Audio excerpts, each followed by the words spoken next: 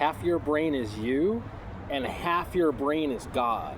So William Donahue really just struck this home for me. It's something that I've kind of learned about, here and there, but I really was able to finalize how it actually worked inside of me through William Donahue's teachings, which I'm sure are based on older teachings. But the cool thing is, what happens is, when we look at our brain and we look at the left hemisphere of our brain, that's where our rationality is, our language, our reasoning, all these things, analytical, intellect, that's where all those parts of us live. And then on the right hemisphere is where our intuitive nature comes from, our creativity, just wisdom, not really necessarily knowledge and facts, just like enlightenment and things we might not have known before, come out of that side of the brain. And what happens is, especially in our culture today, is we are very much left brain. So we're very much analytical, logical, reasoning, rationality.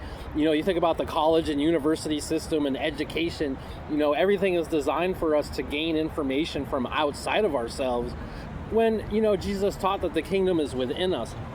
And that's where we need to be seeking it. So what I've come to find out is what we really want to get into is we want to start lowering the volume of the left hemisphere of the brain.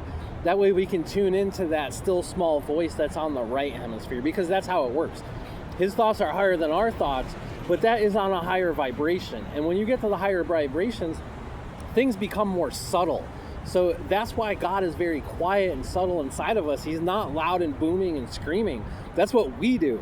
Our hemisphere, half of the brain, does that. Our half of the brain is the one that's complaining and yelling and screaming and full of anger and rage and all those things.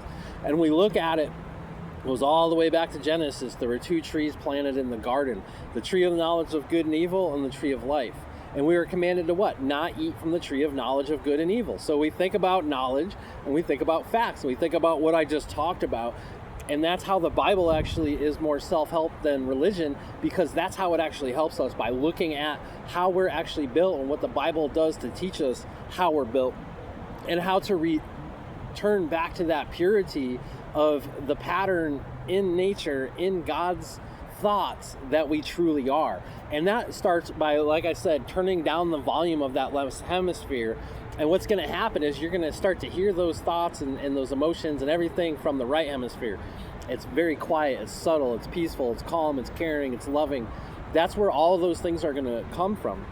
So the best part is there's a tipping point. So I've been doing this for a while. I've been really focusing on this a lot. But I've noticed that my calmness and my peace and my self-control has just literally shifted on the pendulum swing, because I just really stopped listening to the thoughts I was having.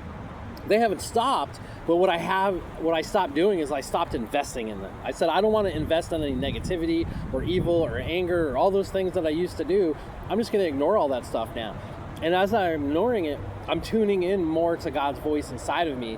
And I'm really seeing that tipping point now where it just really happens. It's not about foo-foo meditation and sound healing and this and that and all those other things. What it really comes down to is, as we start to listen to ourselves, we realize most of the stuff that's coming out is garbage. So we just got to put it away. And that's part of getting our heart right. Is when our heart is right, that really helps feed that right hemisphere of the brain too, instead of the left hemisphere. Because we're trying to feed it the other way. We're trying to use logic and reasoning and rationality to feed love, but it's actually the other way around.